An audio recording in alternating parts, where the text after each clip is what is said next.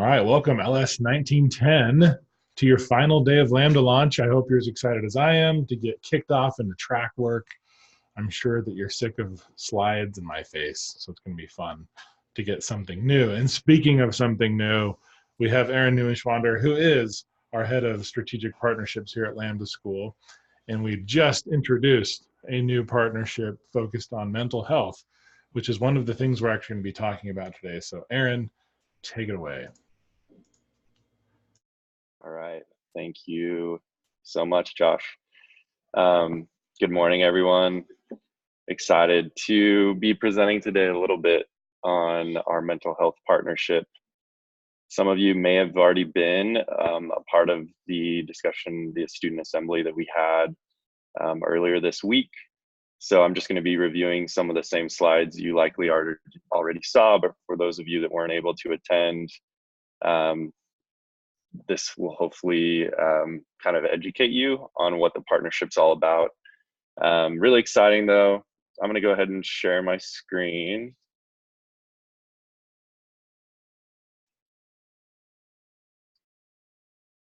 Hopefully you can all see this here.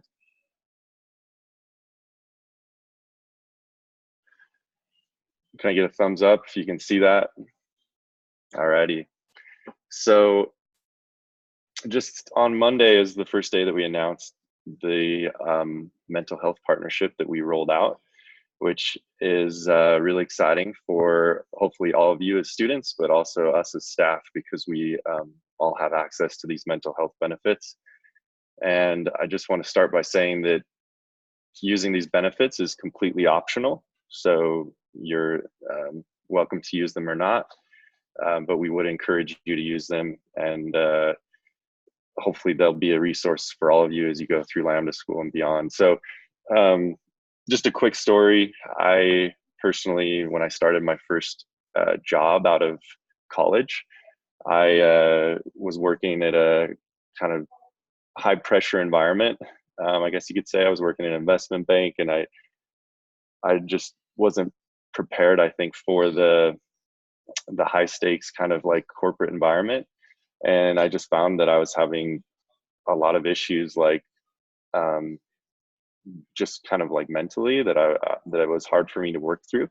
And so I made it a point to go out and find a therapist and work through some of these issues with a therapist. And I was so glad that I did. It was a pivotal time in my life to really like reframe some of the ways that I was looking at things, and it helped me out a ton. So why mental health? We understand that life is hard here, and that we also understand that Lambda is hard. Hopefully all of you are ready and set for Monday. And hopefully it's not a surprise for any of you that Lambda is going to be difficult, and it has to be difficult to help you really create the changes that need to happen so that you can get that incredible job and have those skill sets that are required for such a job and such a life change. So we are rolling out a mental health benefit for all students and staff because of the demand that we've seen from students. So what's cool about this partnership is, and you, each of you here on the call today, is that you get to access to these benefits for the duration of your time here at Lambda. You're the first cohort really that will have access to these benefits for the entire time that you're here at Lambda, which is pretty neat. So Lambda School is providing mental health support for every student, including a personalized mental wellness plan, meditation, coaching, and therapy. And this is all completely for free to you. So we'll get in a little bit more about what that actually means and entails, but we're partnering with a company called Modern Health to give students and staff more access to holistic behavioral support. So this means that each of you will now have access to the Modern Health platform. You also have access to a career coach. This career coach is to help you through things like executive coaching or any other kind of like life issues you may be going through. But for those of you that need to or would like to see a therapist to help with more of like medical mental health issues, you also have 6 visits a year to meet with a licensed therapist as well. So you'll have 6 visits with a career coach. You'll have the ability to have 6 visits with a licensed therapist. You'll have access to their full online digital library, including meditations, as well as programs for different life events you might be going through. And you have unlimited texting and email with your career coaches as well. So just kind of in closing, I think it's important that we think about mental health as more of like a spectrum. And at any given time, and really at any given point in our lives, we could be on one side of the spectrum or another.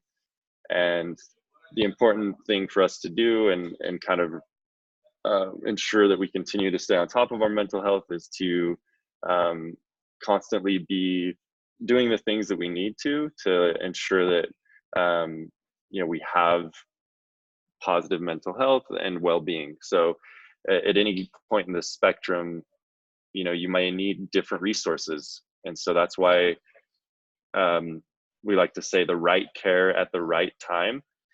Because if you're in the green area, maybe it's just a few meditations a day or a week that you'd want to do. If you're kind of moving down the spectrum into situational distress or clinical distress, there may be other resources that you need, like a coach or a therapist or even medication. And modern health can help with all of these things.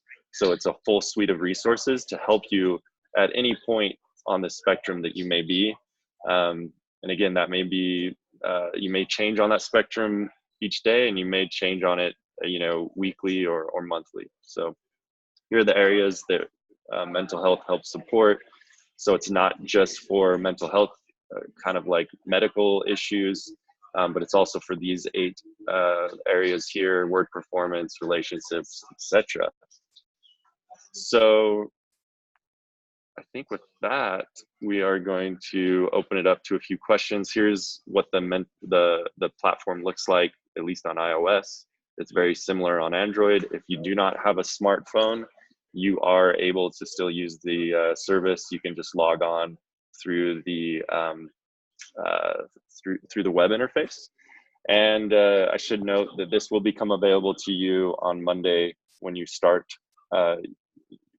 your first day of class, and it'll be available for you 3 months after you graduate. So it's available for roughly a year for all of our students that are part-time or full-time, and for those that are part-time, it'll be a similar situation.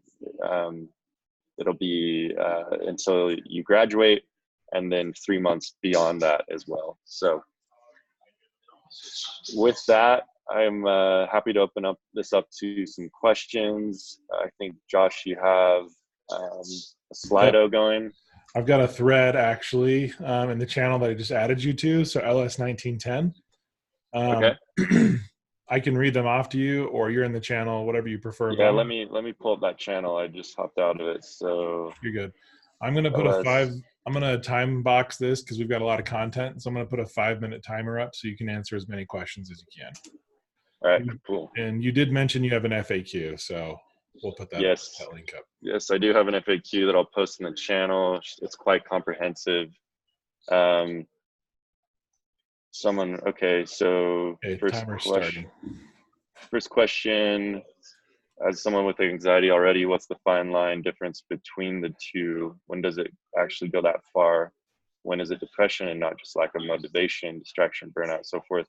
That is a good question. I'm assuming the difference between the two being like a coach and a therapist, or are you meaning something else, Travis? Or are you just meaning like anxiety and depression? But I think that either of these, in terms of an answer for that, for you, your career coach and especially a therapist within modern health could really help you with understanding where you fall, whether that is anxiety or whether it is depression. That's more of like a clinical question that you can ask your providers within modern health. Do they have a web interface as well, or is it only mobile? Yes, they do have a web interface. So I'll drop a link to the web interface as well so that each of you have it. And just to reiterate, on Monday, when you are provisioned, meaning your data has been kind of successfully uploaded onto Modern Health side so that you can have access and authenticated, you will receive an email, and it will give you instructions on how to download the app and log in so that you can start using it. Is there coaching for more serious mental health illnesses like schizophrenia? Yes, there is, Spencer.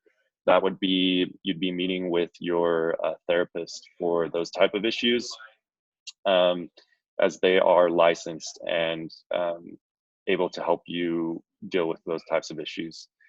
Do they provide psychiatrists for assessments regarding medication? So they cannot prescribe medication, our therapists, but they can work with your primary care provider or like a psychiatrist for you to get the medications that you need. So they will work and kind of provide the verification that's necessary for you to get the medications, but they cannot actually write the prescription. So PTs get the yearly reset and we don't. Yes, that is correct, Alexander, simply because they're here twice as long as the full-time students. Do we log into mental health using Lambda credentials? You'll log in using your email address that Lambda School has on file.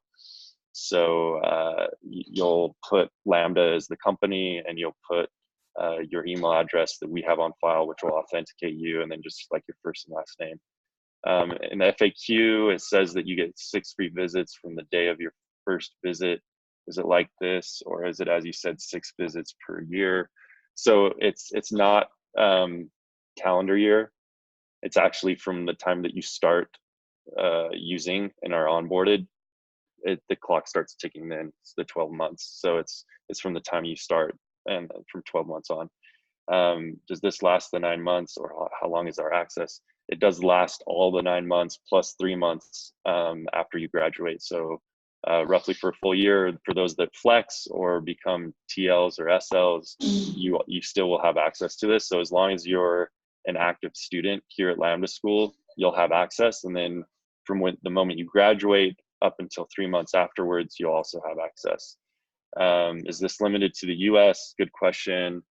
And if is everything limited? So this is not limited to the US. This is for all of our students all across the globe. We have students in Europe and Africa and other countries as well.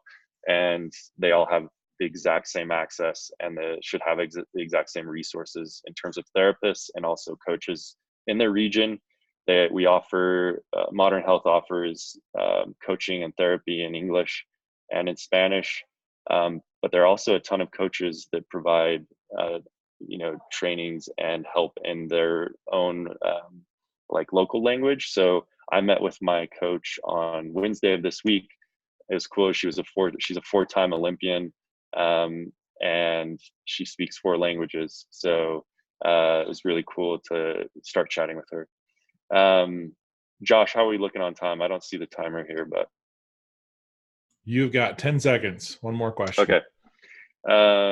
If we use the 6 sessions towards the beginning of class and find ourselves needing more during the end, are there options for that? Can we get a discount for extra sessions? Great question, Emma. Yes, you can get a discount. Modern Health has negotiated discounted rates for all of their coaches and therapists. So if you are nearing the end of your 6 visits, I would suggest reaching out to Modern Health, letting them know that you'd like to continue, and asking them to understand what those options are, and they'll share with you the discounted rate. I believe it's around 30 to 40% off kind of like the normal price of a therapy session. So awesome. I will go ahead and drop a link to the FAQ, which should hopefully answer everyone's questions. But I'll also work my way through some of these in the thread. And then I'll look forward to all of you, hopefully, downloading the app and using it come Monday. So thanks, Josh. Awesome. Thanks, Aaron. Appreciate your time coming in here. I realize that some of you might have not wanted to ask a question because of not being anonymous. And so, Aaron, is it okay if they DM you, or do you want them to look? I mean, of course, look at the FAQs first and then DM you if they couldn't find their question. Okay, he said yeah, but I think he's just muted. Thanks, Aaron. You're good. Thanks, everybody. I think in the future we'll probably pop that in Slido just so we can keep it anonymous. First time doing this one live. Thanks so much, Aaron. This is definitely part of like actually today's content. So great segue into what today is in Training Kit. So let's go on over here. I'll share my screen and we will get back to content. So over here in our values and mindset day, we've basically just talked about a couple things here this morning, but we'll be able to construct a plan to meet your financial, physical, social, and emotional needs. In the past, it has been much more like, we're here to support you as much as we can, but we can't actually support you in certain ways. Just we're limited. And Modern Health and that amazing partnership is like, I don't know of many schools. I don't know of any boot camps. I don't know of many schools that can do that and offer it. It's an amazing offering. So, okay, let me get. I've got another. I've got some things I wanted to cover with all of you. So a couple of you asked questions about the ISA, and there was some confusion about the deferment policy on day one, and I told you I'd get back to you on that. It took a couple of days just to make sure that everything was accurate of what I was hearing, because the language in here can be a little bit confusing, and I've got I got a ticket in to make that different in the future. So right now, we read this deferment policy about ISAs, and it says, hey, this policy could extend your agreement up to 7 years of paying sporadically because of the deferment, right? So like this example where you're paying, you're above the threshold, now you're out of tech, now you're in tech but below the threshold, and now you're back in the threshold. And so the ISA's language actually says 60 months of deferred payments. 60 months is 5 years, but I think the confusion there in a deferred payment and the thing that was confusing on Wednesday, was the thought that, hey, after 5 years time of Lambda school, I'm out, the ISA is over. But the reality is it's 60 months of deferred payments. Does that make sense? The difference there? It's not 5 years, just after you graduate, 5 years, it's over. If you're not, that's 60 months of deferred payment. So it is technically 5 years of not being able to pay. So in this case, this exact example like highlights how that could be. So I was confused by this language as well. That's why I brought it up. But, you could be paying up to 7 years sporadically if you were in and out of that payment cycle. So obviously this doesn't apply if you knock out the payment plan in the 2 years, like is what everybody wants to do. But I want to make sure that if you're not in that category, things don't work out, you don't get in that threshold, what now? I just want you to understand that it is 60 months deferred payments. Let's see. So it defers only if you're able to pay in the beginning. It's throughout the life of the policy. So until it's either paid off or there's been 60 deferred months. So that's why we have this graph here to say, hey, maybe for the first 18 months, you were fine and paying, and then you had to not pay, which is great, by the way, because there's no interest. There's none of that extra clause that happens with loans. And then you come back here and say, now I'm back in the payment cycle. So until you hit 60 months of like this gray area in this graph here, then it would be a total of 60 months deferred payments. And this starts as soon as you get a job. So as soon as you get that job, that is considered the ISA payment, as it said down here, with ISA is coming in, and as soon as you get that job, that's when we give you a month to start, and then the payments start coming in. So I think sometimes reading these slides out loud with you, and some people saying, hey, that doesn't make sense. You said 5 years, but the reality is it's 5 years of deferred payments, meaning 60 months. So I'm asking them to change the language so there's no confusion, because I think 5 years was used as just like a way for you to think about how many months of deferred payments, but I think 60 makes a lot more sense in like in a slide deck like this. Let's see, it says, but ultimately you only pay 24 months, but it can defer up to 60. That is correct. You're correct, David. So ISAs expire is voided after 60 months of deferred payments. Yes, that's exactly right, Nick. Good.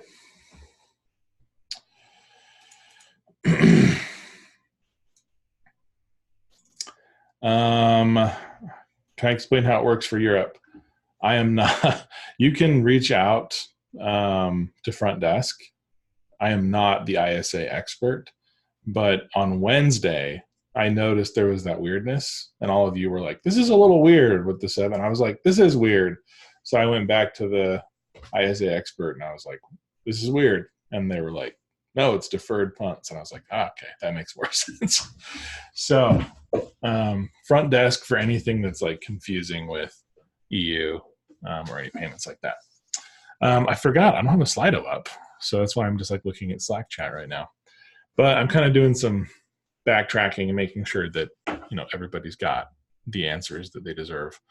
So let me go ahead and I've got one more fun thing. A lot of you asked, what if I don't have any coding experience? And, you know, I said, look, we've got a lot of stories. And some of you said, can you give me some examples? And I was like, well, I could, but I don't think they're doing justice. So on Wednesday, when you were asking that question, I reached out to our video team and experience team. I was like, can you get me some clips of students that have this specific thing with no coding background and get their stories? And they did it. So I've got a 6-minute clip here that talks about like real students that have been interviewed by us and had the exact experiences that all of you were asking for. So I think this is going to be an awesome little reel, and I wanted to show it with everybody. Okay, here we go. Let me know if you can hear this through your speakers when it starts. I was a cosmetologist.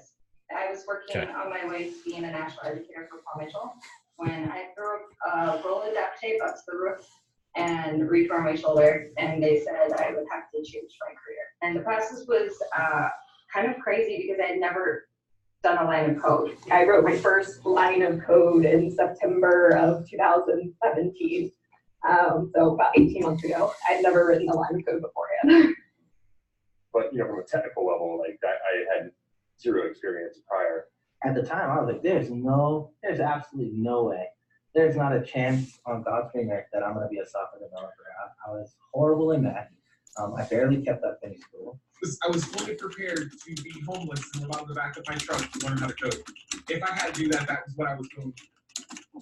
Some of the top students in my cohort, some of the people that were always just going the extra mile and had the most amazing projects, some of them had never coded before Lambda school, and I thought that was really, really surprising and impressive.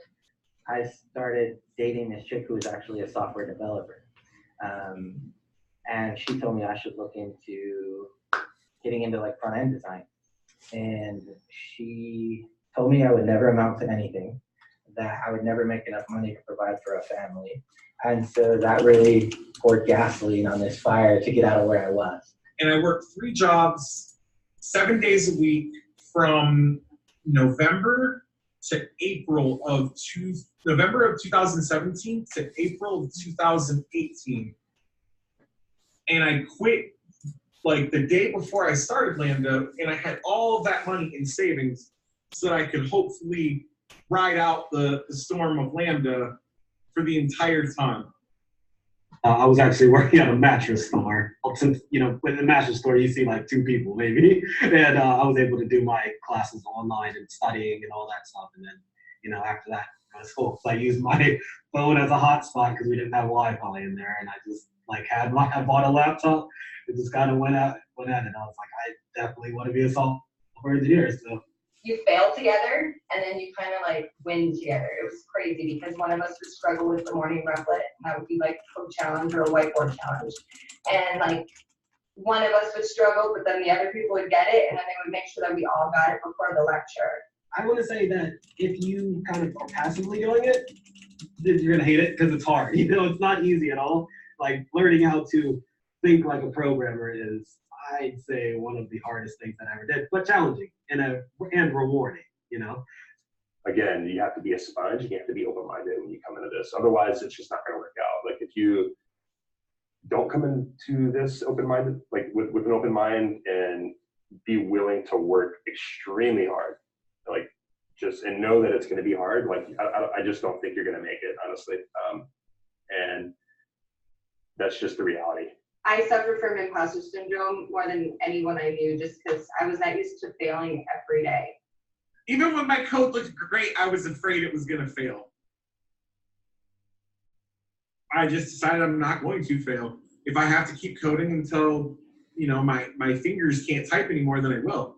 I worked until 3, 4 in the morning. I didn't stop until it was done. And so the job I ultimately got was at a company where about a year previously I went to a hackathon, and I worked on a project with actually who's my current manager now. And so he remembered how I was in that hackathon and how I just knew nothing. And I tried really hard, but you know, I learned a lot, but I didn't contribute a whole lot to our project. And then to see my capstone project and to when he interviewed me, the way I was able to answer his questions just showed him the huge difference in my ability over the course of that year. And so that's why I got the job. I tripled what I ever made my entire life. I'm at a company that I didn't think would ever look twice at me for my application. It's the greatest group of people I've ever met. And so, I don't know, I think it gave me faith back in myself that I lost a long time ago, because maybe I believed that I was just a hairdresser. Like my experience at Lambda definitely holds up to like a 4-year CS degree. Like when I compare myself to other students who you know, who have a CS degree, or like young engineers who are just starting out, I believe I have definitely a similar level of knowledge, and probably I would say even more experience, just the way Lambda approaches things, very job oriented, you know, like preparing you for the professional world versus just like academic knowledge. When he got hired at Florida Blue, he had 8 interviews, and they didn't even want to hire him. They were ready to laugh him out of the room.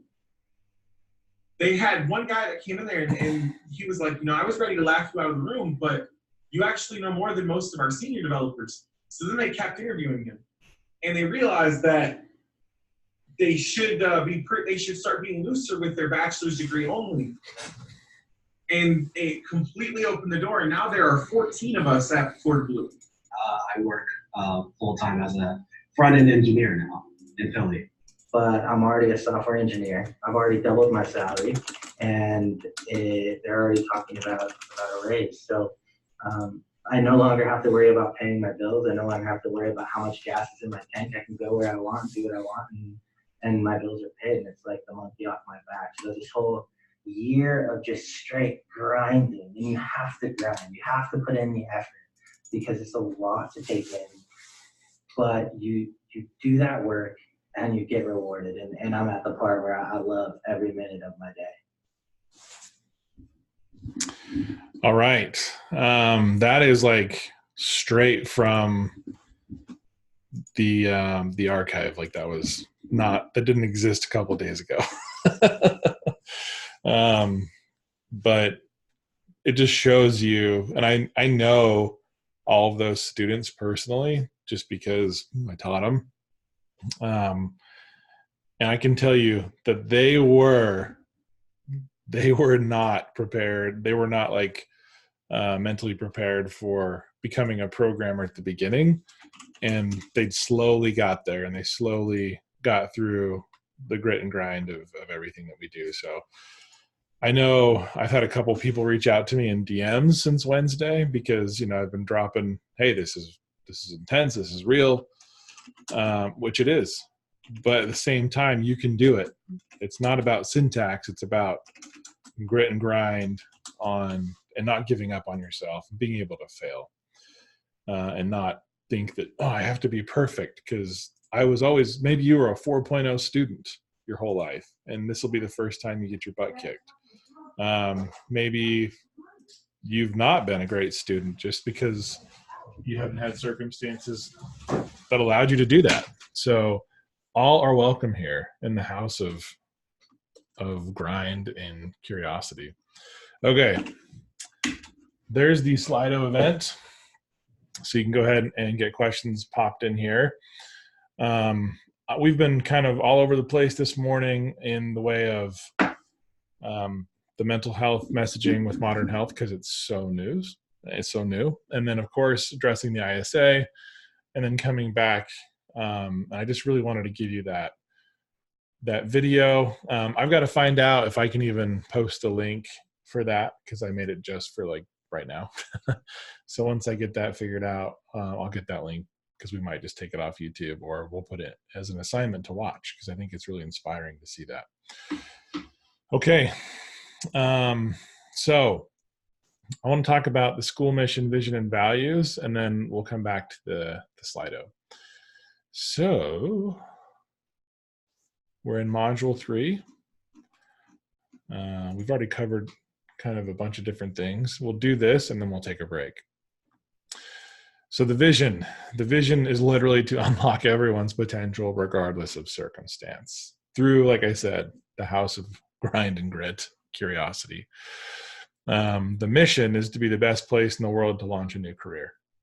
We are very mission-based.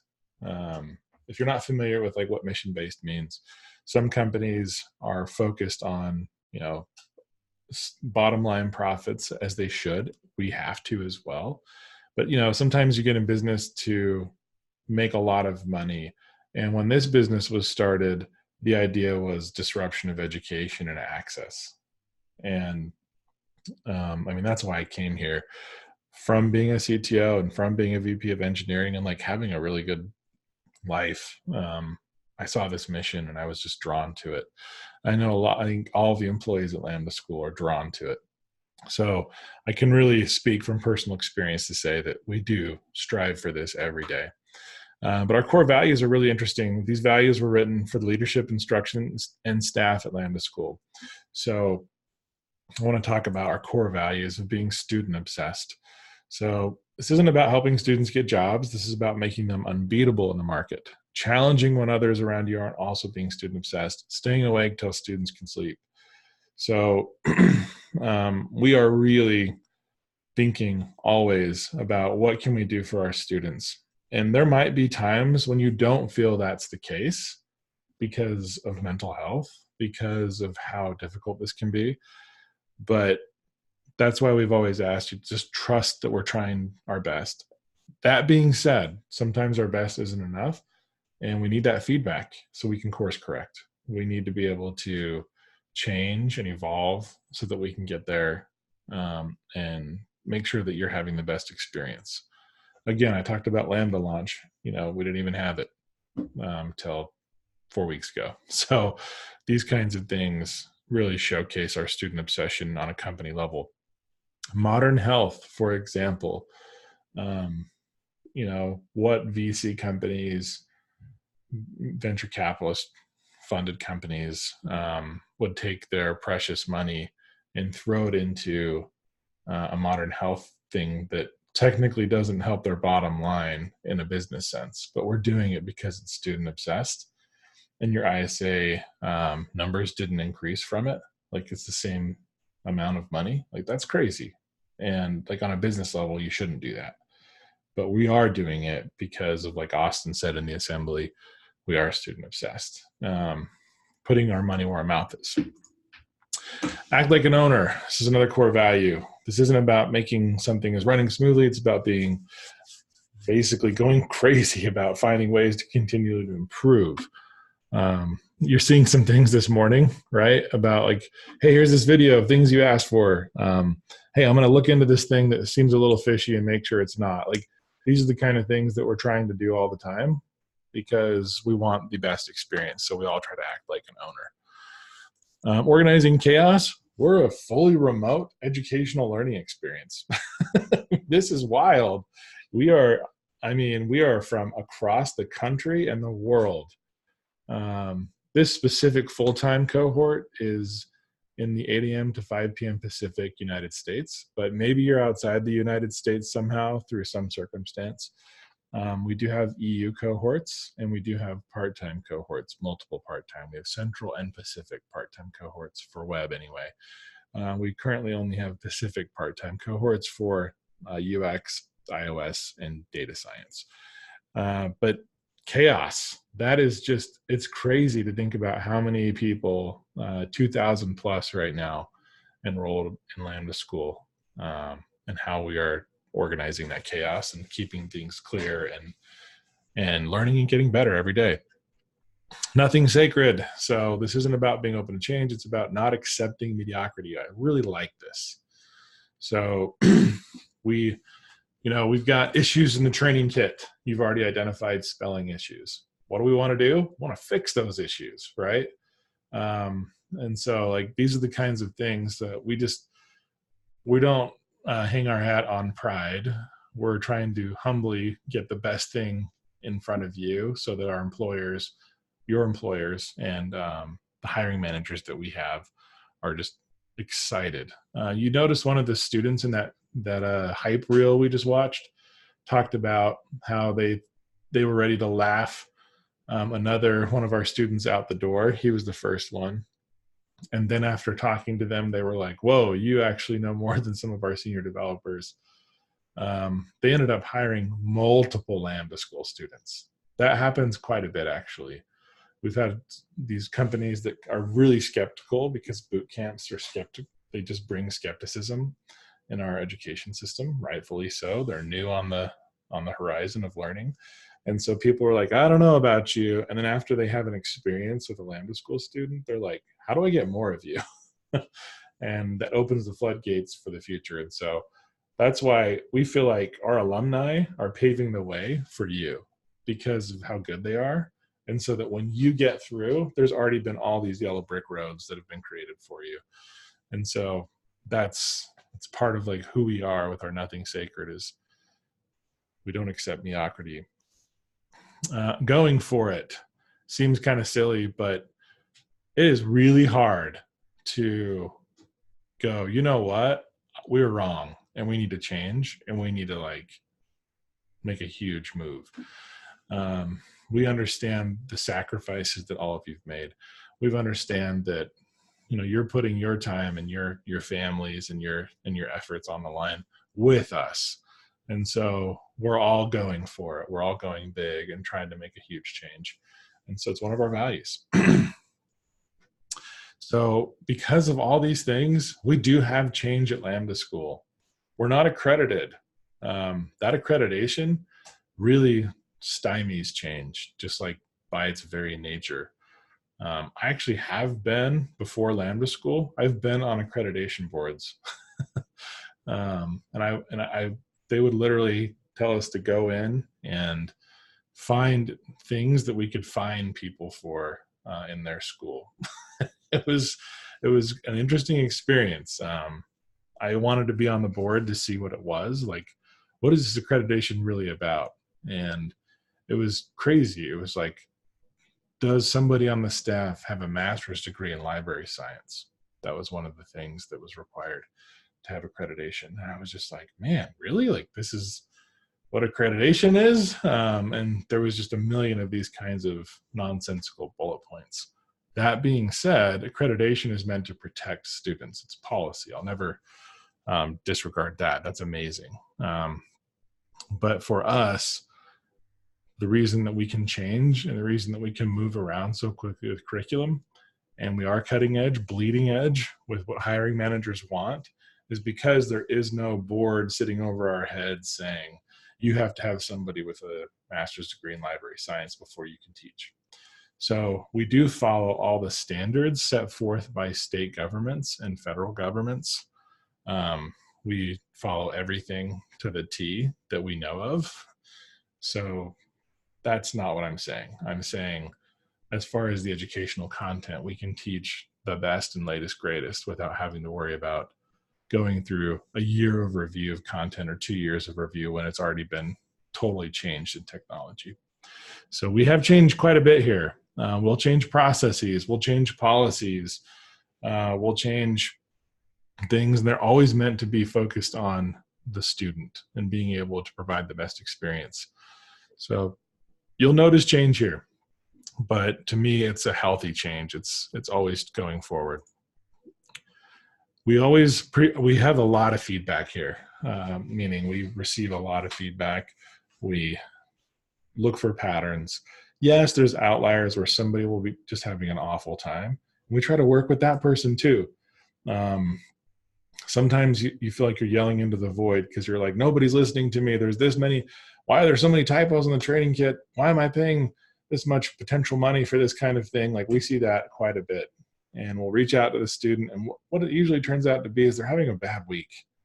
You know, they're having a rough time and they just need somebody to talk to. And so we're always trying to like reach out to students, close the feedback loop, make sure that you're being heard so that we can do the best we can. It's not just lip service. We really try to change.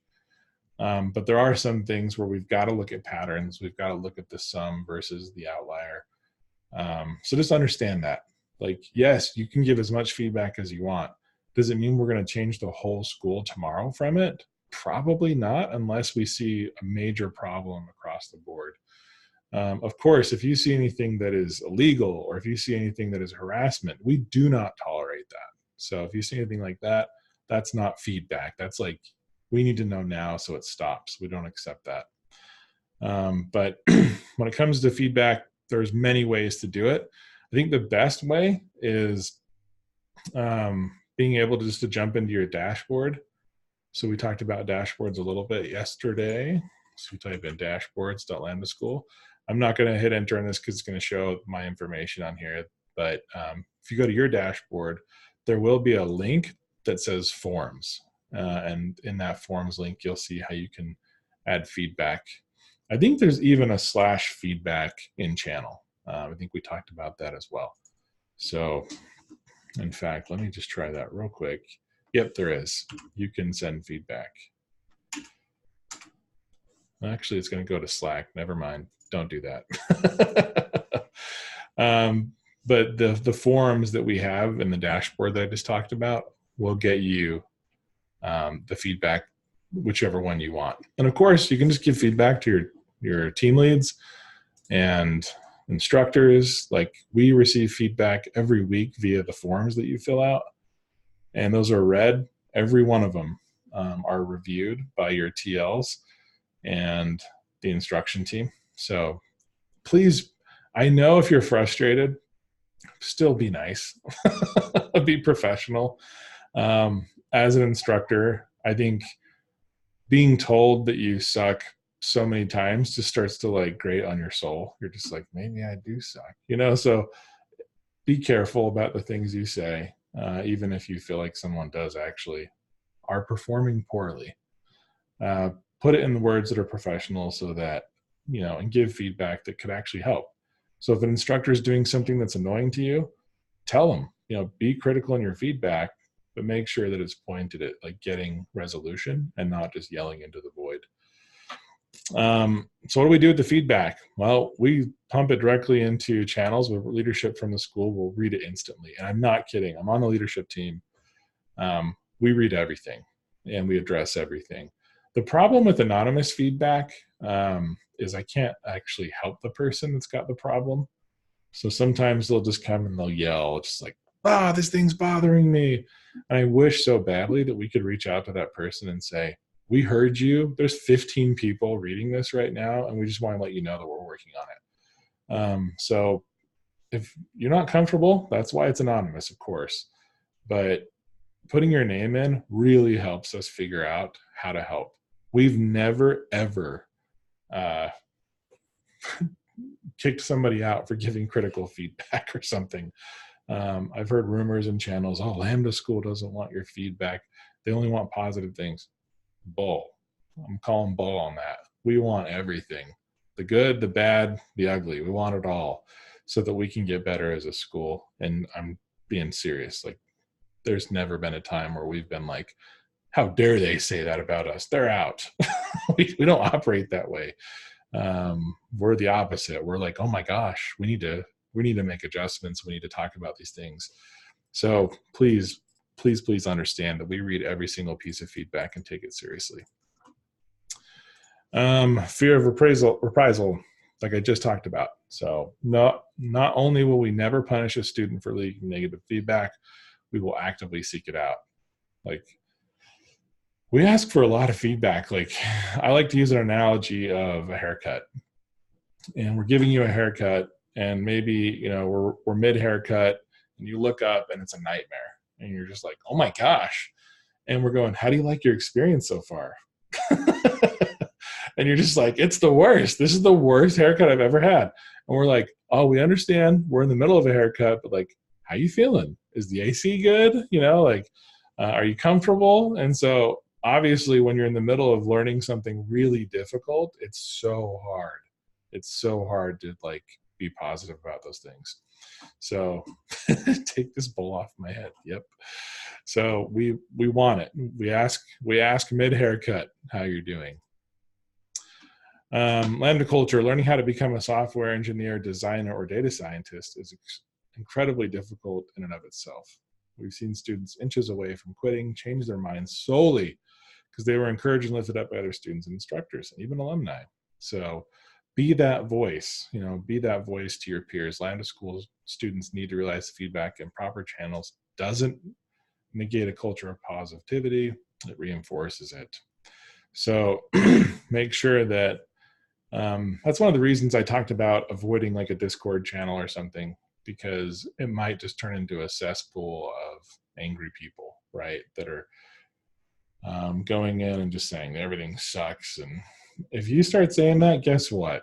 Everything is going to suck. It's going to be awful. And so we've got to make sure that we keep positive and lift each other up. Okay. Let me jump over to Slido and then we'll take a break. I know we've been chatting for quite a bit here. Actually, you know what? Let's take a break first. I think we're all dying a little bit, and then we'll come back and answer Slido questions. Let's take a break.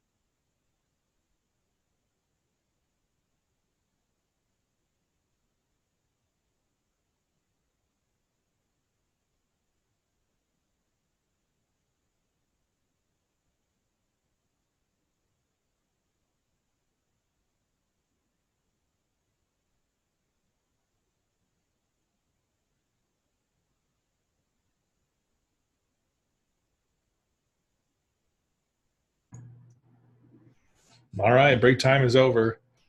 I noticed some of you just kind of stood there. Make sure you get up, away from the computer next time, get that blood flow going so you don't go crazy looking at slides and computer screens. Okay, hitting up the Slido. Make sure you go and upvote. I see a ton of good upvotes here. So what's a hackathon? And will we be participating in them? So a hackathon it's more rare here. A hackathon is usually held over a holiday time period because students don't want to get rusty. I just said rare, but guess what? We're coming into holiday season. So Thanksgiving and Christmas, usually we will have an announcement made for a hackathon for usually half the time. So we don't want to like have your whole week taken.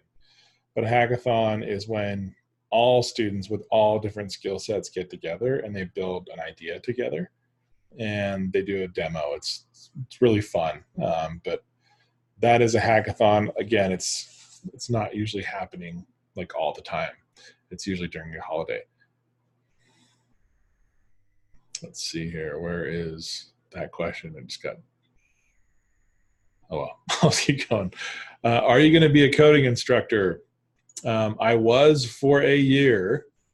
I was the web Unit 1 instructor for a year. For the past 9 months, I'm in a new position, so I will not be your coding instructor. I'm one of the more experienced students. Now, how can I help my peers? Great question.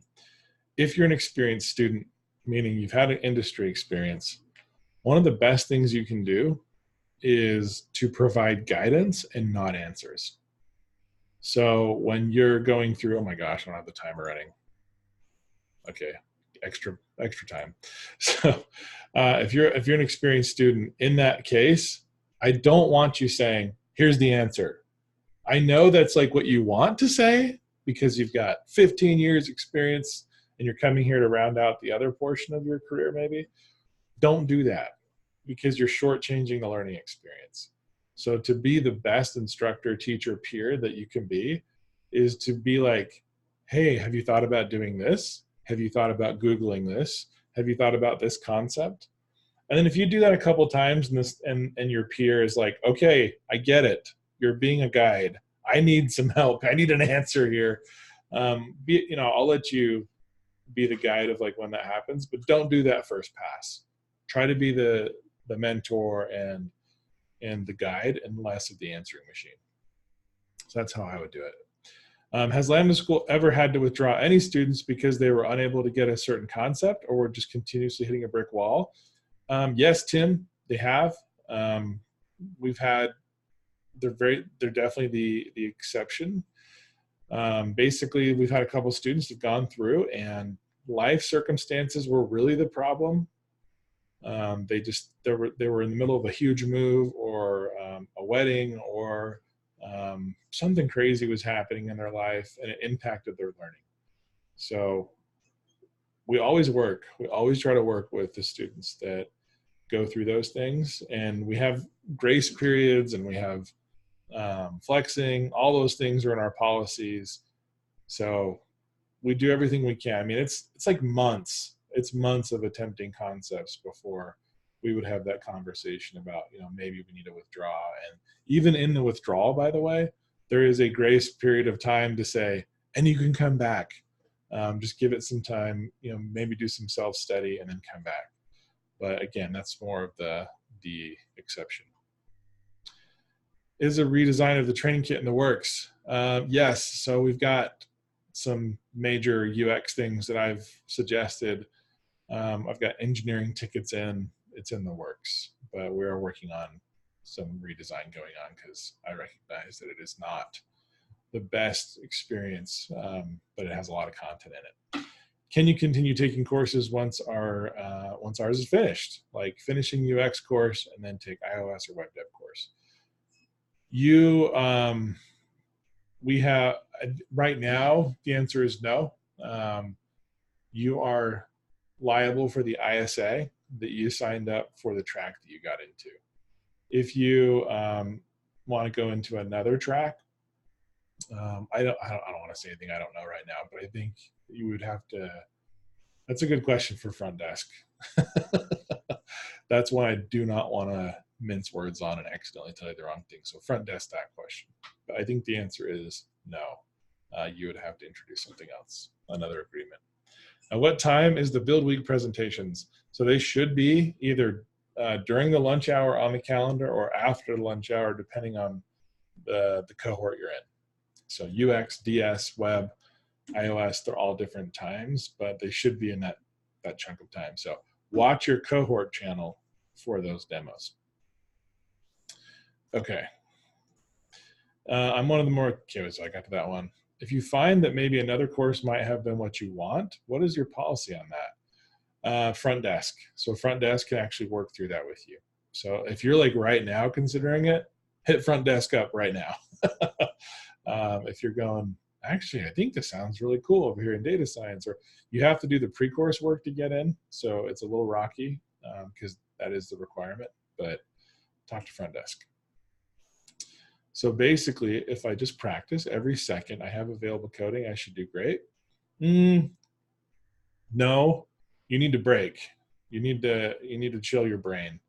You need to play video games, watch TV, do nothing, play an instrument, walk outside, meditate. You need to not be coding all the freaking time. If you're in a code track, like you'll go crazy. It's a marathon. But I would recommend that you set aside at least an hour. If it was me, because I take a while to synthesize things. I'm not just like, I got it. I have to study things over and over to get them. So I would personally stamp out an hour or two extra every night to come back to things, because that's just me. That is loud. Okay. But I don't think it's every second of every day. That's not sustainable. Okay, great questions. All right, let's come back to the training kit. So we talked about school mission and values. We've talked about school culture. We do need to talk about the code of conduct, so we'll hit that up. We're going to talk about how to get engaged in school opportunities like meetups in person, stuff like that. It's really fun. And I think we'll smatter some of these things together. We already kind of talked about some of the mental health things through modern health, but we'll readdress some things. So that's where we're going. Let's jump into the code of conduct. Take this pretty seriously. We're all online. We're all in this together, and it can be really frustrating when people aren't following it. So let's talk about what it is. If you haven't seen a theme yet, wake up. Here's the theme, right? Lambda School is challenging by design. So we move quickly, and each day builds upon the previous. To ensure you're successful, we will outline several guiding principles to follow. So in this case, we need you to participate. You've got to be able to come to class. You've got to be able to work with your instructors and your team leads that you're going to get on Monday and your other team members. It's part of the pedagogy. It's part of the way that we receive information. Complete all coursework. The best way to get better at coding is more coding or design or data. But again, it's not every second of the day. It's just, there is no better way. Like, I think one of the biggest things that I had a hard time with when I was going through college is I thought by reading about programming, reading about the thing I was trying to do was going to make me better. But the reality is, the second I put the book down and I put the keyboard up, that's when things got better. That's when things made more sense. And so we have tailor-made our experience to be like that. So that we call it fingers on keyboards. So it's getting into the concepts and doing them. So it's much more applied learning here. So complete all the coursework. We expect students to complete each and every assignment given as part of the course. As the concept learned in one assignment are building blocks needed for future assignments. So that's why, if you miss a day, it's like huge. That could be a week in college. So these are the kinds of things that we take super seriously, and you need to as well, in understanding like, no, you can't just take a random day off. Now, if you got a doctor appointment, you can move your schedule around, absolutely. You could watch the video in the afternoon or whatever. Just make sure your team lead knows where you are. If you know a concept, repetition is key to solidifying the foundation of your knowledge. It's just proven over and over. We've already talked about asking for help. So it's your responsibility. Like, we're not going to come in here and say, okay, what do you need help with? You need to say, I need help with this specific thing. I talked about this with you on Wednesday, but please avoid saying, I don't know anything. I'm dumb. I'm an idiot. I see all these things come through from students, and I'm like, you're none of those things. It's amazing you're even here working as hard as you can, but understand that all these things do not equate to you being dumb or an idiot or not able to do these things. In fact, you're courageous that you're even here trying to attempt this. So please ask for help when the time comes for the things you need. Of course, the 20-minute rule and all the things we talked about apply. Integrity. Like, you cannot, this is something that, like, in college or high school or a vocational program, integrity is always brought up and people go, yeah, I get it. But I am here to tell you, you cannot get a job if you cheat your way through Lambda school. It's impossible.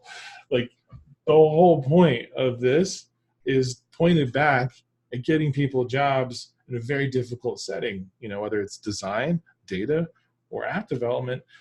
You cannot fake that. So cheating is like ridiculous. I'm laughing because I'm like, we still see it. We still see people cheat. Because why? Because they think that somehow by cheating and getting an answer and putting things down is going to get them a job. Absolutely not. This will get you in more pain than anything. So please, please do not cheat yourself by cheating. It's no good. Now, copying and pasting design, an algorithm or code, that's fine as long as you know what it does. Like, you can use Stack Overflow, you can use the internet, you can use Google, as long as you know what's going on. Cheating is when you take something, you have no idea what it does, and you're borrowing somebody else's work. You're going to, maybe you stole work from your peer and you're just like lost. Stop it. Stop doing those things. Reach out to a TL and just say, you could even say, I've got this chunk of code that I'm trying to understand that I borrowed from somebody else. I'm just trying to figure out how it even works. That would be integrity. So please don't cheat yourself. Okay. Obviously it's a big deal because I see it. I'm seeing it a lot. And it just boggles my mind that somehow along the way, these students at Lambda School, not all of them, but just these specific students that I see, I'm like, what did you think cheating was going to do for you? Because that doesn't do anything in the job market. Plagiarism, along the same lines. So plagiarism, again, copying and pasting from a website that literally is like giving you code examples. It's not plagiarism. When you're taking somebody's intellectual property and claiming it as your own, that's plagiarism. So please, please don't steal somebody else's information, design, data, algorithms, whatever, if it's proprietary and if they've got copyright on it. Like, just read the fine print. Respect. Do your part to make Lambda School a welcoming place to learn by encouraging your fellow classmates, offering support, listening to others. So I'm going to take this further and kind of combine it with professionalism, because we talked about this already in the last 2 days.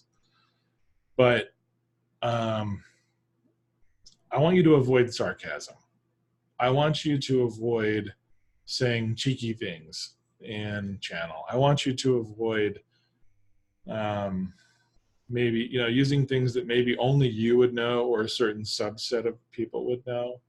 Like, even, I know that there might be a lot of like gaming culture here, for example, or internet culture or social culture. I know it's fun. It's fun to say things that are like in your specific group and they would know what they are, right? Like I'm wearing a Star Wars shirt right now, okay?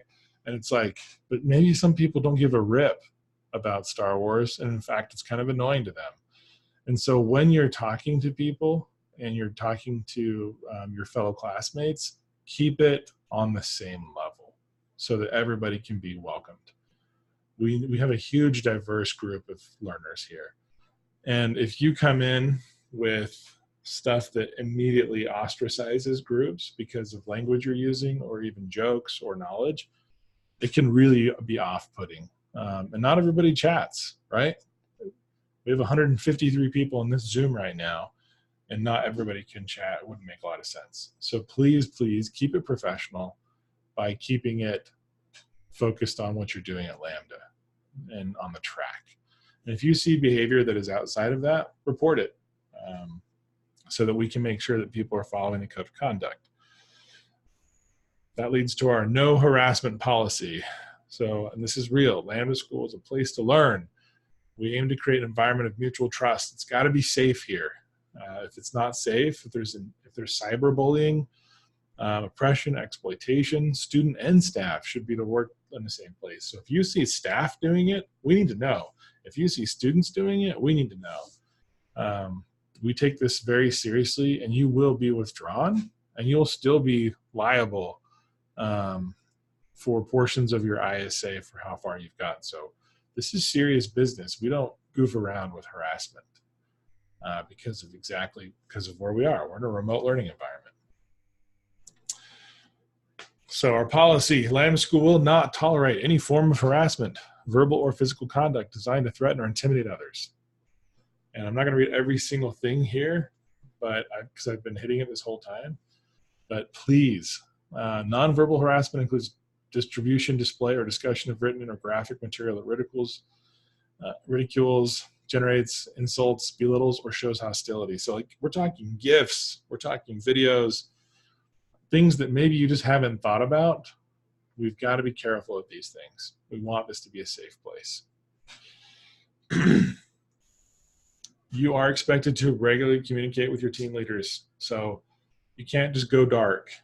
We will reach out to you, and if you're not responding, we have to make a move because, number one, we're worried about you. We will perform health checks if we can't get a hold of you and we think something's wrong. You're part of our responsibility. And so if you don't communicate, and you can communicate saying, I'm not going to be communicating for a while, I need to take a break, that still needs to be communicated with student operations so that they can work with you to get the best result. So communication is key in this remote environment. And the consequences, of course, of violating our code of conduct may result in deferral or removal from the program. If removed from the program for code of conduct reasons, your ISA or tuition refund will be prorated as described in the ISA FAQ section of the user manual. If you think there's something that is preventing you from being successful, communicate with your team leads and instructors. That's how serious. This really could cost you, income if you don't do these things. So please take this seriously. Okay, that's the super serious stuff. Let's get into more fun stuff here with engagement opportunities, and then we'll jump over to Slido. So meetups, Slack channels, this stuff is definitely more light. Form a connection. As students, we want you to form a connection with Lambda School, staff, and with your fellow students. There are opportunities in your areas, so these connections provide social interaction support you need to be successful. So we have local meetups. Lambda School is encouraging local meetups of students and is even willing to pitch in some money for food if you're in an area and you want to host these. You can find information about local meetups by joining your state channel in Slack. So everybody, as an experiment right now, jump into Slack and look for your state, or if you're in a big metropolitan area, we do have city Slacks as well. So like if you're in Los Angeles or New York City, we have specific meetups that are in those areas as well. So find where you are in Slack and join that channel. They are public channels, so they're not locked down. And make sure that you introduce yourself and say, hey, I'm in this channel. I want to know what's going on. Are there any meetups? So meetups are scheduled for the first Friday of every month. So we've got one coming up here in November, where the meetups are scheduled. Staff, instructors, and students, if they can make it, are all encouraged to attend. Sometimes we have huge gatherings. Sometimes we have 2 or 3 people. And we always encourage people to take pictures and send them back into their channel to encourage more people to come. Just, it's crazy. Sometimes we're all remote, not sometimes, always. And we get together and we all see each other and we're like, oh man, this is crazy. Like, there's a lot of people doing this. I'm not the only crazy person that joined a remote learning school, right? So you go to these local meetups and they're really empowering. So we also talked about Slack channels. So, do you have a beautiful yard, want to share pictures? There's a Slack channel for that. So gardens and yards. Are you focused on improving your body, fitness, or biohacking? In a more educational rated channel, you can share your favorite books in Slack. So you can look at all the different channels just by hitting that Control K or Command K, depending on your operating system, and just type in hash, and you'll see all the available public channels that you could join. We hope that you'll be part of the Lambda School community far into the future as an alumni working as professional, kind of that yellow brick road fun stuff we were talking about earlier. So if you want to keep up with Lambda School as a company, there's a blog on the main website, and we do post to that and upkeep it. So just go hit up lambdaschool.com and check out the blog. Austin's Twitter is actually a great place to get like cutting edge things from Lambda School. Also, you'll get a lot of feel-good stories and some good learnings. So Austin's Twitter is definitely an interesting follow if you are in the Twitterverse. Okay, let me hit up Slido. 5 minutes. Is a full stack developer the same as a software engineer? Depends on the circles you're in. Software engineers are often positions at larger companies, and they may ask you to do multiple things and not just website development. Sometimes it's exactly that. So it really depends. There is not an industry standard that says a software engineer is this. My father is an architect, and he scoffs at the idea of a software engineer. He's like, oh yeah, where's their engineer certification, their state cert? And so he went through a lot of hell to become an architect and be licensed. And so he scoffs at software engineers. And so I've kind of started scoffing at that same thing with my dad. But because to be an engineer signifies much different things in different circles. So it's a hot topic if you can't tell, but full stack engineer, you'll hear that a lot.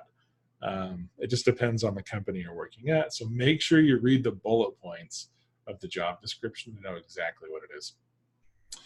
Is Lambda's alumni network within the workforce changing the industry from within, making it easier for us to be taken seriously?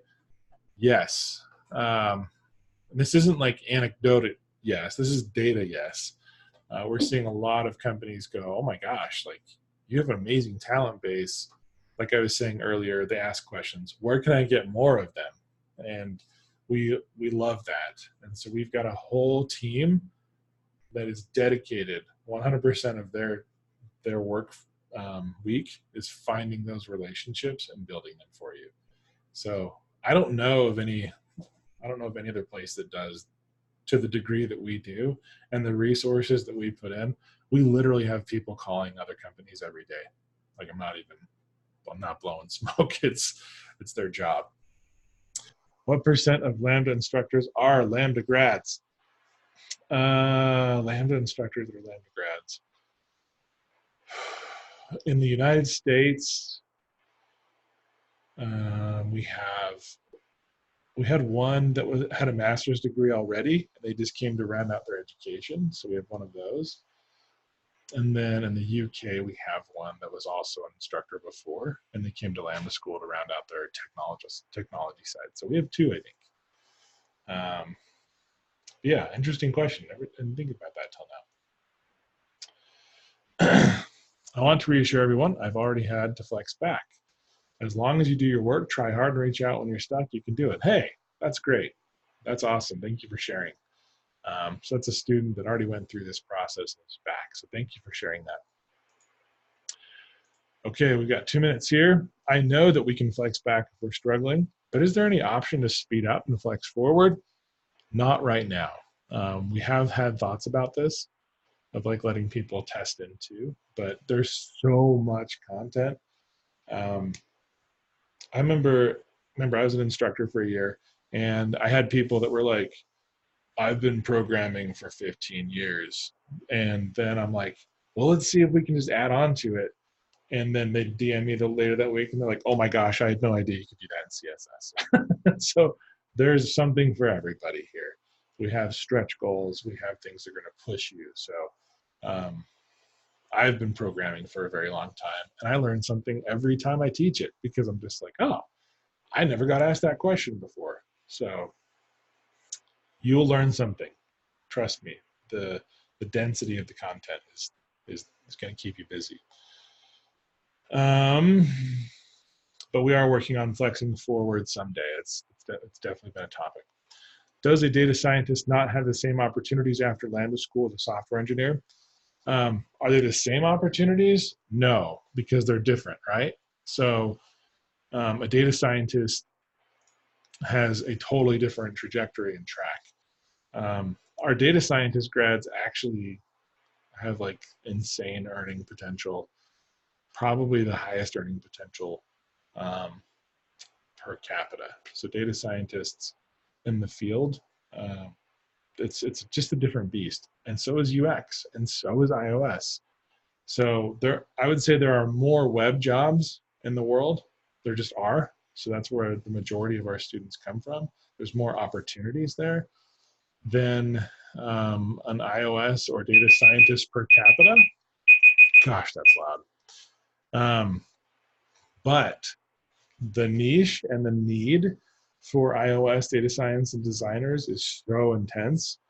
And there's not a lot of people fulfilling that need, that it's like interesting how we see our web students having a broader spectrum, but the specialization of our other tracks washes everything out. So yeah, hopefully that answers your question, but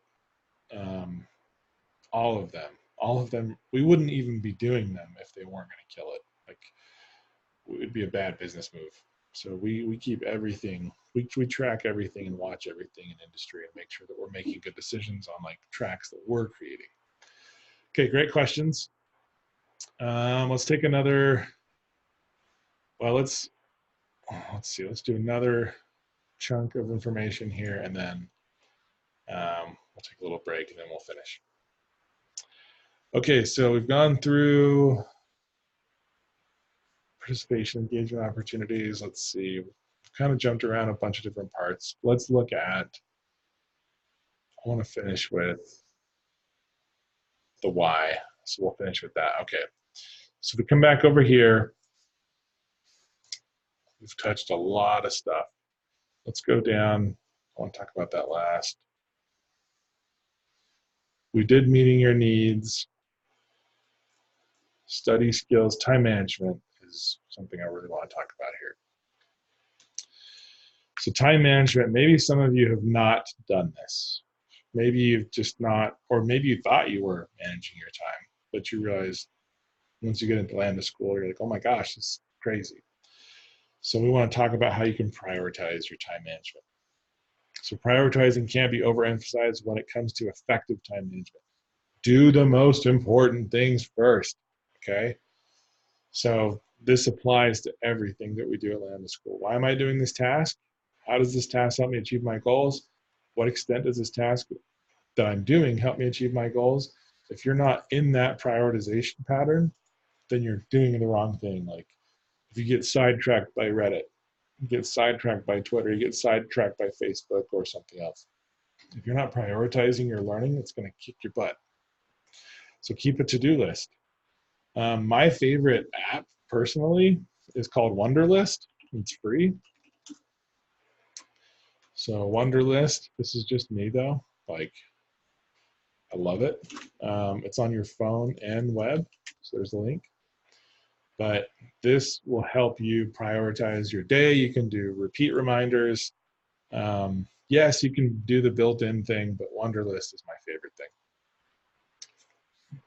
So keeping a to-do list will help you understand and be able to prioritize what you should be working on.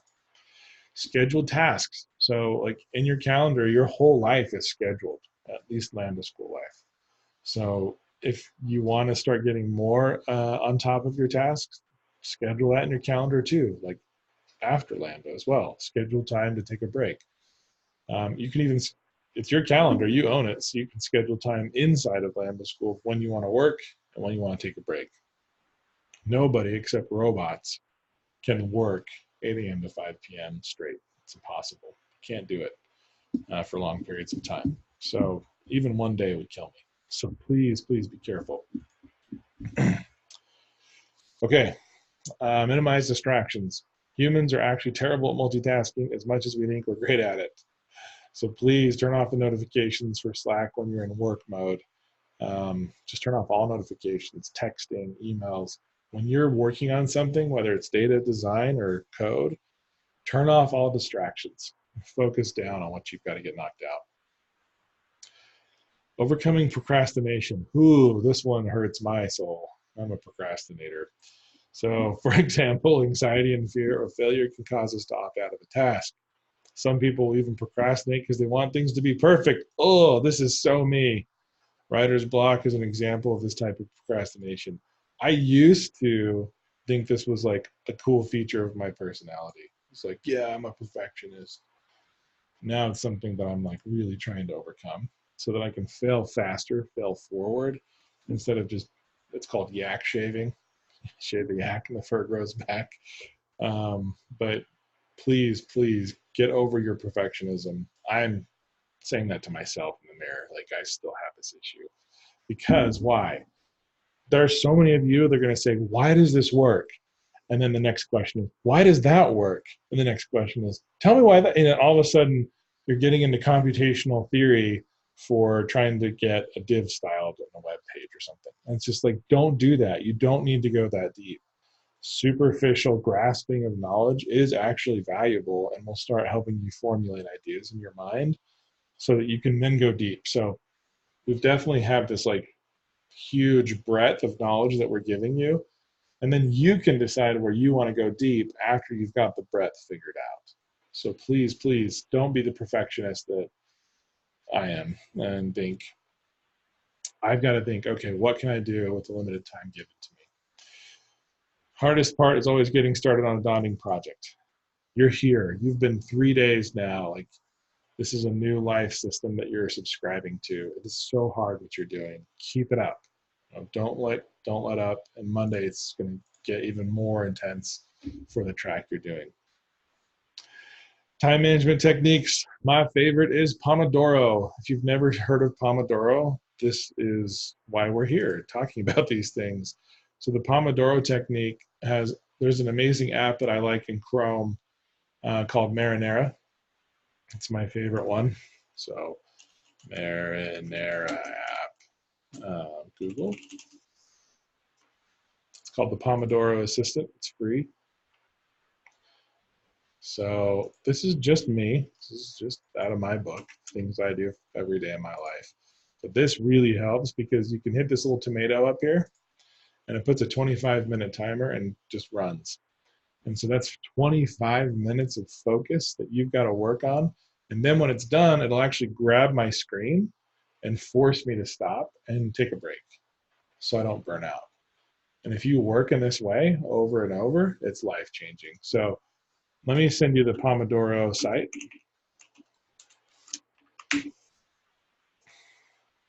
My favorite one is the one that claims to be the original, Francesco. So go watch this video later this afternoon. and it'll give you a way better explanation than I did. But I just gave you the gist of it, is basically timed breaks and timed work. But this is way better than I could say. So combine that with the Pomodoro, and it's life-changing. There are apps. You can use an egg timer, but you should be in front of a computer working. So this is really good for me. Okay.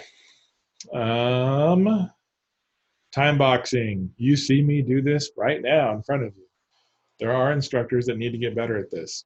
I'm working with them to figure it out, because tangential conversations, things that maybe you're excited about but not the other 140 people in the room, can be a huge distraction. And so you need to be careful about your tangents. So time box things and think, okay, I'm going to work on this weird thing for 5 minutes. If I don't get where I want to, I'm going to stop working on it. It's all like, it's just self-control over and over, self-control. So time management is all about owning your time.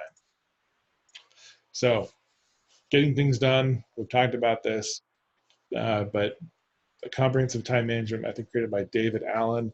This method has a whole book dedicated to explaining it, but the general idea is capture everything that has your attention, clarify the steps that need to be taken, organize by putting it where it belongs, reflect frequently, engage, get it done, and use Pomodoro to get this done. So this is a framework that's really, really good. David Allen's awesome in getting things done. You can go on Amazon and look it up, but it's awesome. So that is time management. Speaking of time management, let's take a 5-minute breather. When we come back, we will finish up. Take a break, step away from the computer. Yes, that means you.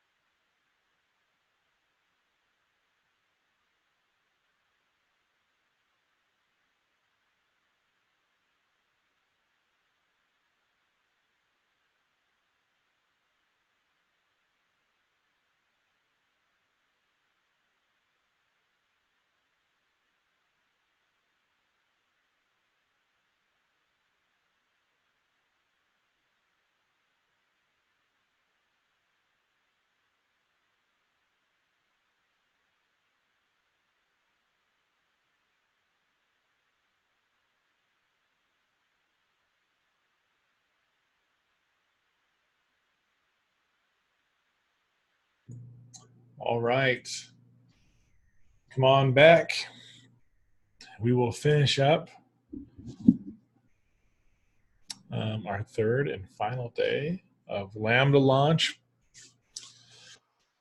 We just talked about time management skills, and let's see, study skills will be good. Problem solving, they're all very similar. So I'm going to jump into study skills really quickly and talk about them, but they're very similar to time management.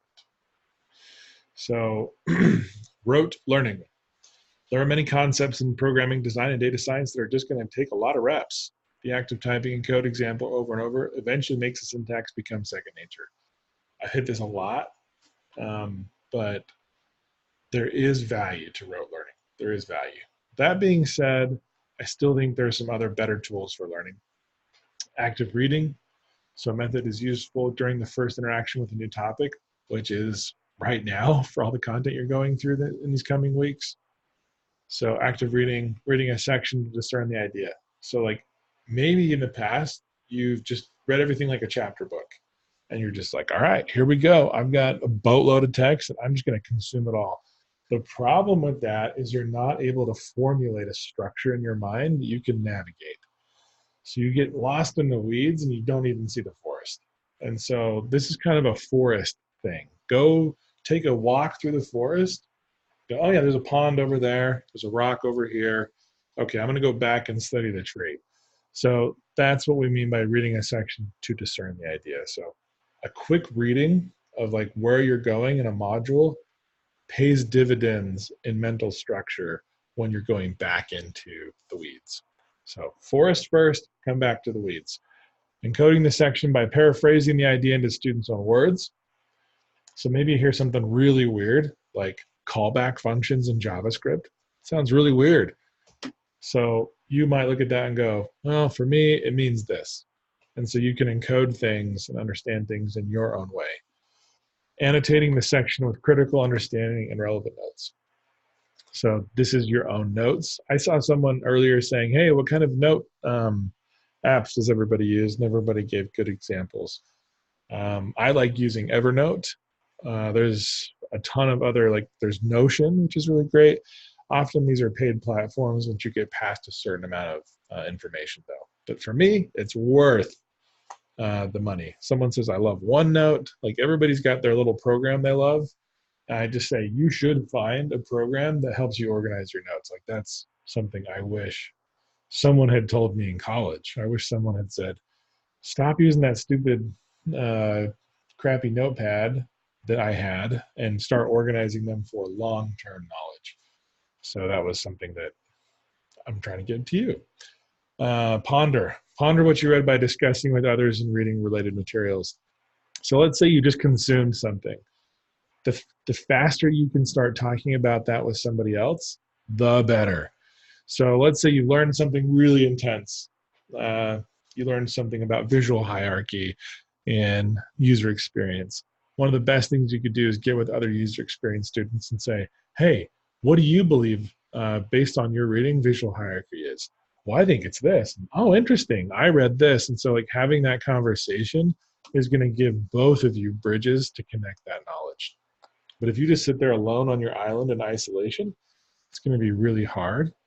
But that can also work, by the way, with rubber ducking. So rubber ducking is the process of talking to an inanimate object on the desk and just talking it out with it, maybe teaching it, going through. It's like role playing with. If you're kind of nervous to talk to other people, I get it. But I'll always challenge you to try to talk to other people. Like a quick message in channel saying, hey, does anybody just want to talk about, visual hierarchy or this data structure or this algorithm? And by having that conversation, it's going to solidify so many things. Okay, please try to reap the benefits of your reading. Okay. Active reading at Lambda School. Active reading is the type of reading that should be used in training kit reviews. So let's go through a little exercise here. There's a lot of content, right? Tons of content. So if we were active reading right now, we would be looking at the headers. Okay, schools, mission, vision, values, cool. Looks like there's some important lists here. I'm going to keep going though. Leaving feedback, code of conduct. Okay, code of conduct looks like it's pretty big here. There's these things in yellow. I probably should pay attention to these things in yellow. Learn to clear okay, these are like the objectives that we saw at the top of the page here. So if you start building a structure in your mind of how to go through all these things and make connections.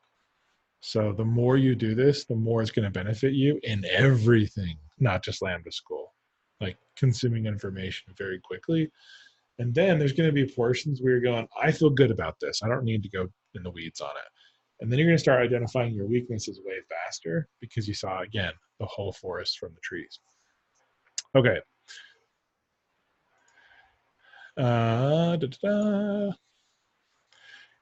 Keywords. Summary methods, condensing large amounts of information from a reading selection to shorter notes, like we just did with the titles, going back and saying, all right, the big things. And by the way, we've got this in every training kit. They're called objectives. These are the key words. These are the key things that you're going to be studying. So at the end of the Lambda day, at the end of the module, I would recommend you come back to this bullet point list because this is what we're testing you on. This is the things that we know hiring managers want. And so these are the golden nuggets that you came for with the guide rails. So these are the things you should come back. And if you're going, I don't understand time management and I should have, that's the thing that you should be focusing on. Okay? These are so good to come back to at the end of the day and make sure that you felt. Also, if you felt like the instructor didn't review these things, call them out. They should be teaching you these objectives. So if you see a bullet point and you're going, Josh, I don't think you actually covered that really well, that's a valid critical feedback that they need to hear because they should be teaching off objectives every day. Now, there are some days we're going to have like this many objectives. This is way too many objectives to cover in a day. Usually it's going to be 3 to 8, maybe 3 to 5, maybe 3, maybe 2, depending on how big the concepts are. But it should be consumable in one business day to be able to look at those concepts. Okay, we got 15 minutes here. Visual imagery, information input from text and lecture tend to be heavily verbal, and using visual technique can help encode. So creating diagrams, this is so important for me personally. So whenever I'm teaching code or something that's like highly technical, I will always use my annotation tool when I'm teaching. This is just the tool over here, so I can like, here's an idea and it connects to this idea, like this kind of stuff. If you do this kind of stuff on your notepad, like if you just get out a physical piece of paper and draw, this will help you connect things so much better and faster. So now imagine if you're doing the REAP active reading, right? So you're going through and you're building structures. And then what if you went in and you started diagramming the things you learned, and then you were talking to people about it in your cohort? You can see how that's like buoying up all your knowledge. You're going to be a monster. If you're doing none of those things and you're just going back to your old learning habits of just like reading something like a chapter book, it's going to be rough. So try to be an active reader. Try to make all these things in front of you, like try things that maybe you haven't tried before. Diagram ideas and communicate with others, or a rubber duck, whatever is going to work for you. But this stuff is not, I would not waste your time if this was very, very important. Spacing. So the theory of spacing is that instead of cramming all studying into one long session, you split that session into fewer sessions that are hours, if not days apart. So I would actually put on my calendar, if I were you, I learned this concept X. I'm going to re-study concept X in a week from now. And you put it in your notes and you put it in your calendar and you put it down for 30 minutes. I do this with concepts that I'm just not doing well with. I don't do it with concepts that I'm feeling really confident with because they're in my head, I got them. But the concepts that are kicking my butt, I'll put them on the spacing learning cycle so I don't forget them. Teaching, you've heard me talk about it. I'm totally biased. but there is nothing better than teaching material to get it in your head. There's nothing better. It requires you to organize your thoughts, think of challenging questions, understand where the misconceptions are. You have to verbalize and defend the things you're saying. There are so many opportunities to teach at Lambda School. You've just got to be able to get out of your shell, which is so hard. I know it's so hard, but being able to even just find that buddy, that person that you like to work with, or maybe it's your Lambda team, like your 1 to 8 team lead team, whatever it is, find a way to teach and you're going to be better for it. Find a better resource. Again, going back to our nothing sacred value of the company, we don't believe that we have all the knowledge in the world and it's only us somehow. No way. We're aggregating knowledge. We're learning from the best.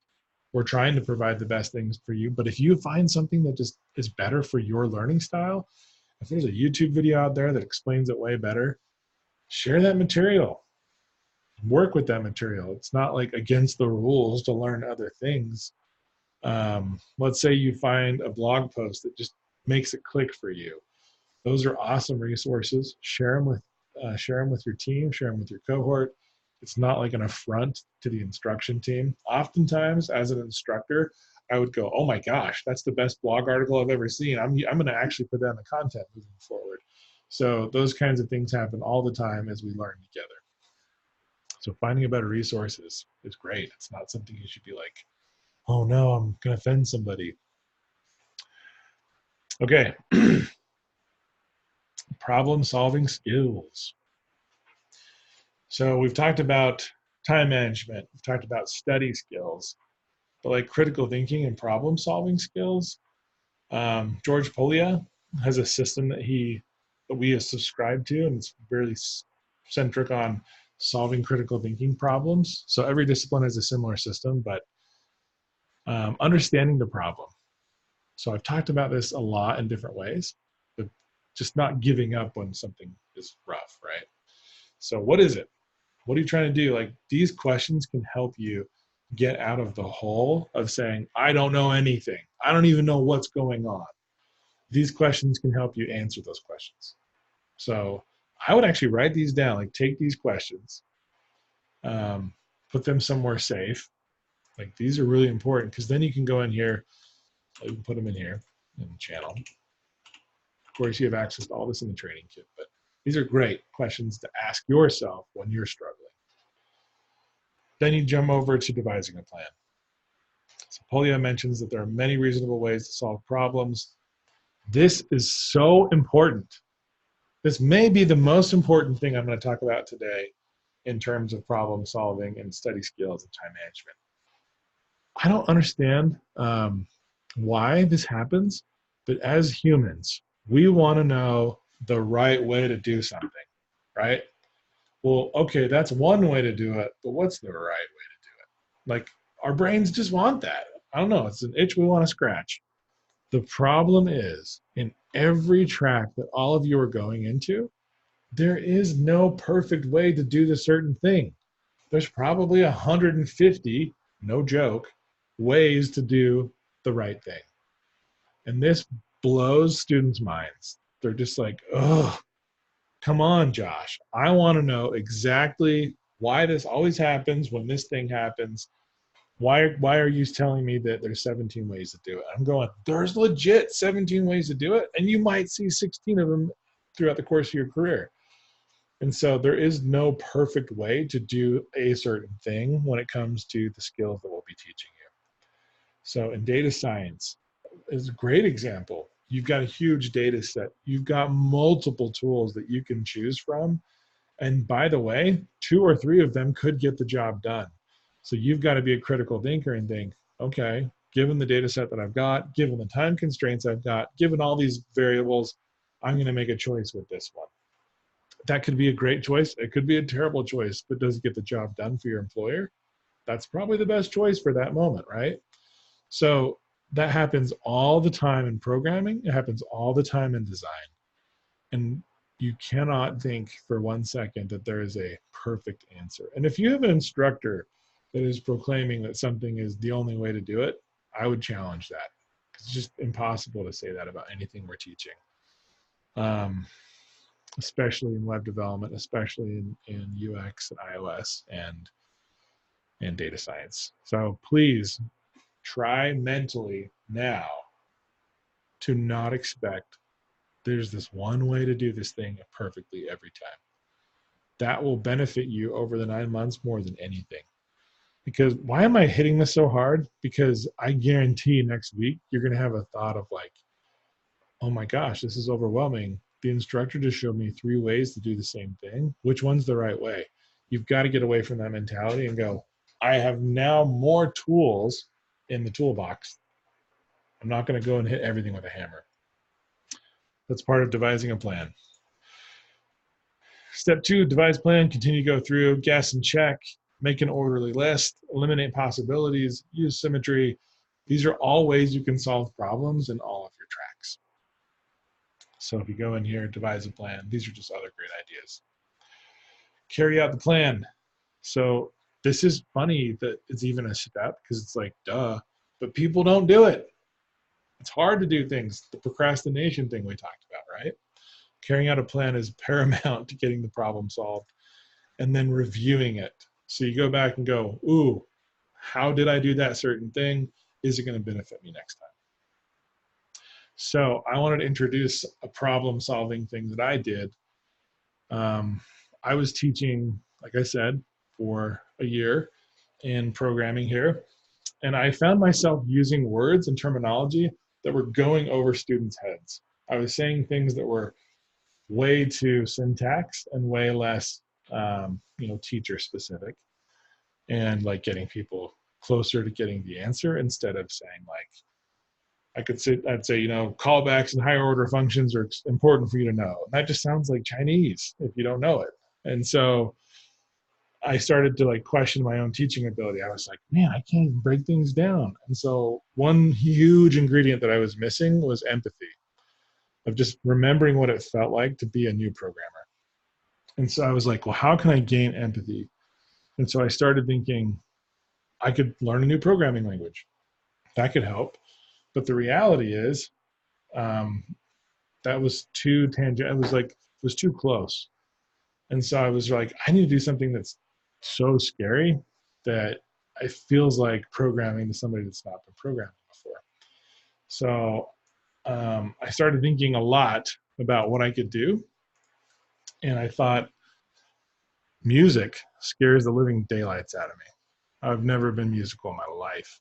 I played hot cross buns on the recorder like a boss. That was about it. So music scared me to death. And there was a guy in my neighborhood, not a guy, he's my friend, but he's in the neighborhood, and he had like a bluegrass banjo band kind of thing. And he was like, hey, Josh, do you want to learn how to play one of these instruments, the mandolin, the banjo, or a fiddle? I was like, yeah, right. And then I started thinking about my students, and I was like, man, they are like learning the banjo, the mandolin, the fiddle of their track. Like, this is so foreign to a lot of them. And so I went back to him. I was like, how much are you going to charge me to learn how to play the banjo? It sounds crazy. And he was like, look, I won't charge you anything if you don't miss a lesson. If you miss a lesson, I'll charge you $50. And I was like, that's okay. That's crazy. He just really wanted a banjo friend. And so I decided to take up learning how to play the banjo, which is this random whack instrument to me. Like I had no association with it at all before this. And so I reached out to my cohort at Lambda school. At the time, I think it was like computer science 7 or something, like web 7 equivalent. And I was like, okay, everybody, I'm going to learn the banjo while you learn how to code, just to show you how crappy I am. Like, because you think I'm so good at programming, I just came out of the womb like this. And it's just not true. And so I brought a clip of my 1 month banjo playing. I wanted to play for you. So here we go. See if you can hear it. All right, Cripple Creek.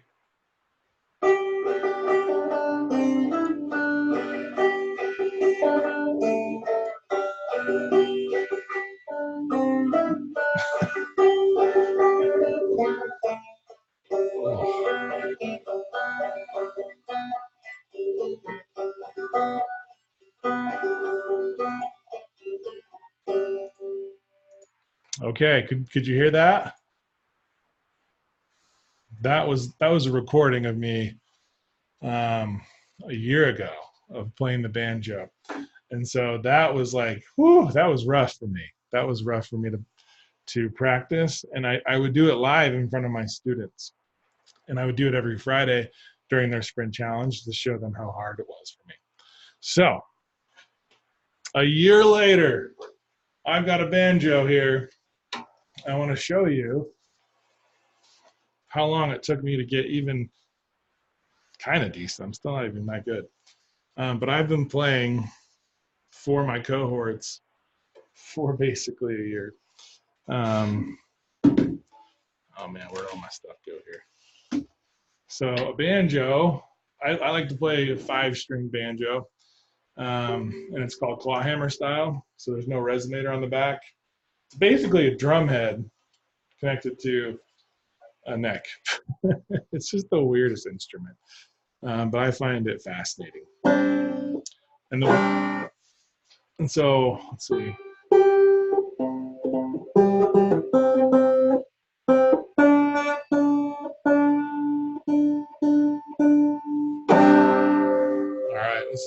This is double C tuning. I'll play a little jig as proof that I've spent time trying to learn these things. I'm trying to find this thing I had. Where'd it go? Oh man. Oh well. Okay. So banjo's really hard for me because you had to in a it's called clawhammer style or traditional style. You have to strum these 4 strings and then pick with your thumb right here. See, it's like doing the thing where you tap your head and rub your belly. That's what it feels like. Your hand. So it's like, so your right hand's doing crazy stuff, and then your left hand's doing all the crazy guitar stuff. I just thought, there's no way I could do this. So, fast forward to, I think it's been a year now since I started this experiment, which is crazy to me. I'll play a little song, and you can hopefully hear the difference from 1 month. Oh.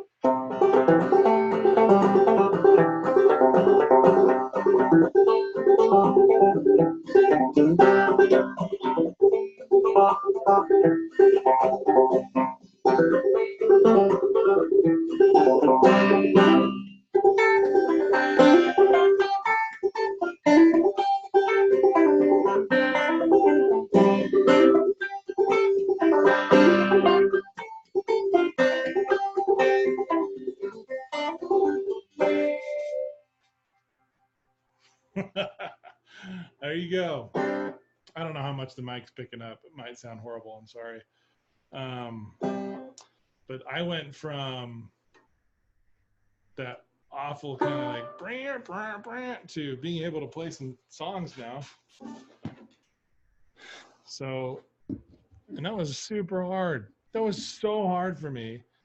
And I would come back every Friday with my students and I would give them the update. And sometimes they'd say, Josh, you sound the same, man. We love you. You suck, And that's how it is in programming and design and data science. But what it did is it helped me understand as an instructor to put myself in your shoes as a learner and understand how hard these things are and how hard banjo is, like banjos of the tracks that you're about to go into. And it really opened up my eyes and helped me understand. So you all have amazing skills. Maybe you're actually really good banjoists. I don't know. But you all have different skills that you've been holding on to this whole time. And now you're going into a world where you suck and you're not as good and you're not as expert. And it's the worst. That banjo has kicked my butt so many times. It's made me feel depressed because I couldn't get it and I was working so hard. And you're going to feel the same way. But then you're going to have that moment where the rift goes through and you're just like, oh my gosh, I can play banjo, or I'm a data scientist, or I'm a UX, or I'm any iOS or web. It works. So it's a silly little thing, but it had a big impact on me, and I wanted to share it with you because I believe you're all going into, the same things that I went through with the banjo as a learning experience. So the day is done. Congratulations, you've gone through the 3 days of Lambda launch. You do have one more assignment. Remember, the assignments are for you to be prepared. We don't grade them. We will have a demo for your track, so watch your channel. So like if you're in Web 26, watch the Web 26 channel for the link for the Build Week demo, so you can see that. If you don't see the link, it should be showing up again either during lunch hour. So right now, go check your channel, or in an hour from now, you should see a link, and I'll go make sure that those links are getting sent out. That's all I've got, my friends. I'm excited to see you hit the ground running on Monday, and you're going to be assigned a TL, and you're going to be in. So if you've not signed your ISA at this point, make sure you hit up front desk right now, because if you haven't signed your ISA, it's a signal to us that you don't want to be part of Lambda School, which is fine if that's what you wanted. But we won't be able to get you set up for Monday if you haven't signed that. So make sure you hit up front desk. Okay, thanks everybody. I will see you when I see you. Talk to you later.